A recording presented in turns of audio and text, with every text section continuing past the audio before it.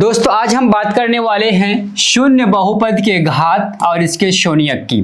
शून्य बहुपद को क्या लिख सकते हैं? fx बराबर 0 या gx बराबर 0 या qx बराबर या rx बराबर या px बराबर 0। क्यों 0 ही क्यों? क्योंकि ये शून्य बहुपद है। शून्य बहुपद में सिर्फ शून्य ही होता है। इसको ज्यादा से ज्यादा हम क्या लिख सकते हैं? ज्यादा से ज्यादा लिख सकते हैं 0 इंटू एक्स, 0 इंटू एक्स लिख सकते हैं ना। अब x को 0 से गुणा कीजिएगा तो 0 ही होगा।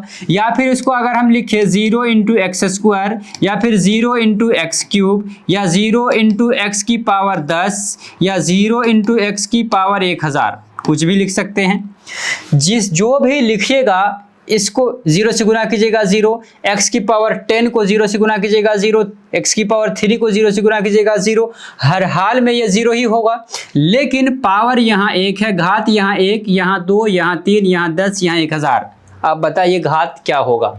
0 बहुपद का घात क्या होगा? पता है? फिक्स है? फिक्स नहीं है, सीमित नहीं है, कहीं भी इसका घात कुछ भी हो जा रहा है। इसका मतलब ये हुआ कि इसका जो घात है वो अपरिभाषित है, घात परिभाषित नहीं है। शून्य बहुपद का घात परिभाषित नहीं होता है।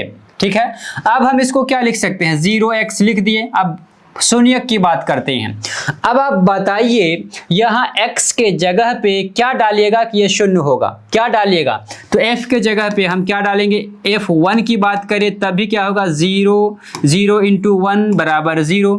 f2 की अगर बात करें f2 बराबर 0 इंटू 2 बराबर 0। अगर f10 की बात करें तो क्या हो गया? 0 इंटू 10 बराबर 0। अगर f1/2 की बात करें तो 0 इंटू 1/2 बराबर 0। अगर बात करें f√2 की तो क्या होगा? 0 इंटू √2 बराबर 0।